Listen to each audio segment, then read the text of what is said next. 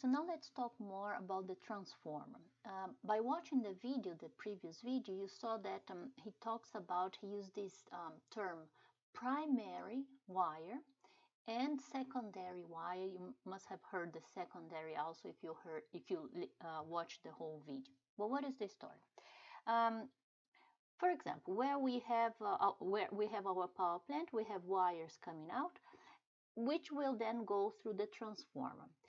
These lines that are getting into the transformer is what we are going to call primary, okay, the primary line.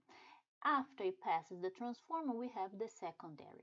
If the transformer is a step-up transformer, we will have in the secondary line a potential difference that is large, a voltage that is large. Same thing happens here when we are going to send the electricity to our house.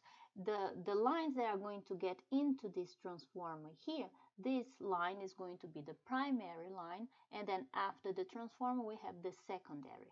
Okay, now in this case we have a step down, so we start with a very large voltage, go through the transformer, now we have a much smaller voltage. Let's see how the transformer works. Either this one or that one, any of these transformers that either do the step up or the step down. The idea is extremely simple. Look at this. Here we have the primary coil that is coming from our power plant, and we see these loops here. Okay, because of the constant change in the angle there in the power plant, we said that we induce a current. So if we induce an alternating current, so at one moment it's going this direction and then in the opposite direction, and so it keeps alternating. And so if we have this alternating current, we also have a potential difference. We have an EMF. And that's what we are calling here VP. Okay, that's our EMF associated with the current that is going through this primary coil, this primary line. What is the expression for this voltage that we are now calling VP? It's what we wrote before as EMF. Yeah? We said that it depends on the number of loops. So NP here, you see in this case it's like 1, 2, 3, 4 maybe loops. No? So depends on the number of loops and depends on the change in magnetic flux. Okay, that's what we wrote. Well, when we wrote, we put this minus sign, right? And the changing flux. I'm not going to care about this minus sign here. I'm just talking about magnitude. Okay. Okay, so this is the potential difference, the EMF that we have here in the primary, caused by what is going on in the power plant. And we have this current going in one direction, the other. This alternating current, which around it creates a magnetic field, and a magnetic field that is constantly changing direction. So I have also here a constant change in magnetic flux. So this constant change in magnetic flux will induce a current where? On this other line, which is the secondary line. Okay, so it will induce a current here. That means we'll have an EMF. Also here we'll have a voltage here. What is this voltage going to depend on? Same equation. This voltage on the secondary line depends on the number of loops and the change in magnetic flux. The change in magnetic flux is the same, okay?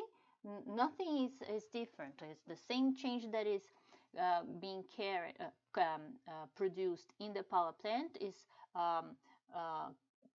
happening here again and inducing the current on the secondary line.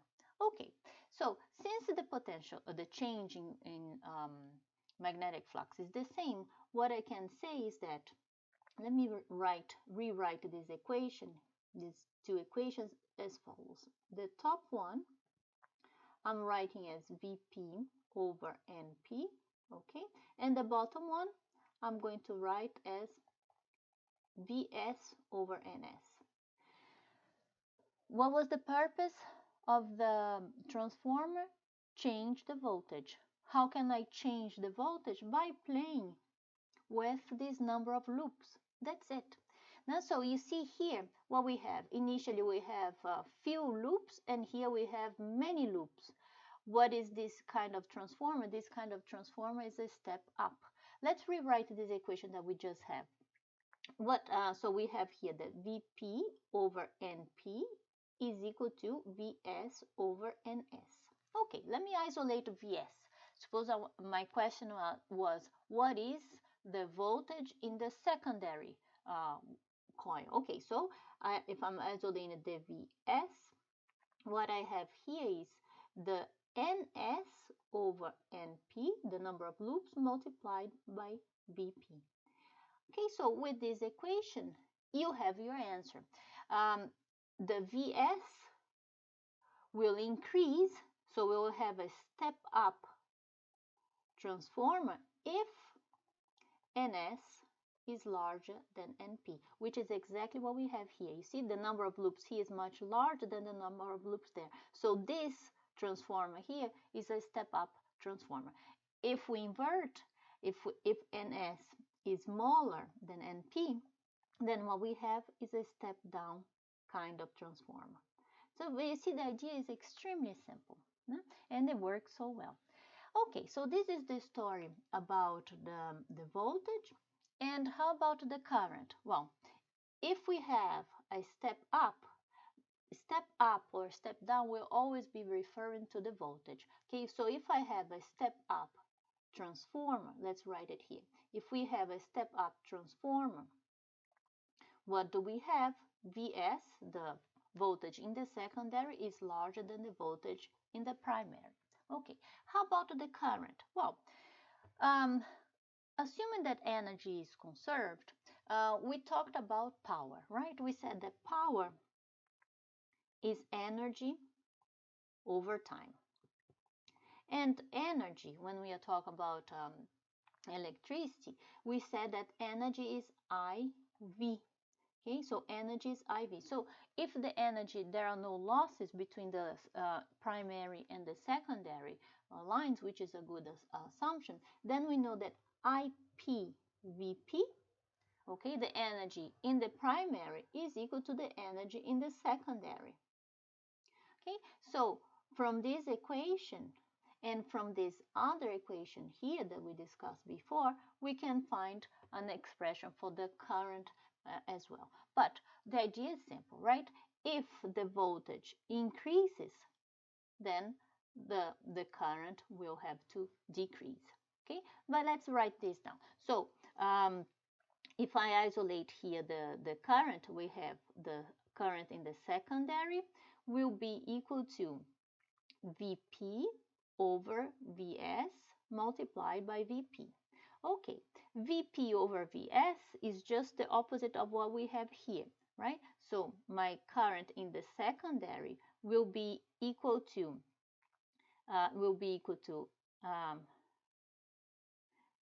Np over Ns multiplied by Ip. So that's another way to, that's a way to write the current. So we have here this equation for the secondary, the current in the secondary wire, and this is the equation for the voltage in the secondary wire. Now, so you see that if Ns is larger than Np, the voltage increases. If Ns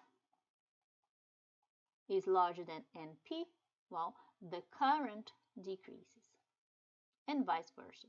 Okay, so these are the two equations. So this is the equation for the voltage, this is the equation for the current. The idea is very simple, and now we are going to solve some problems.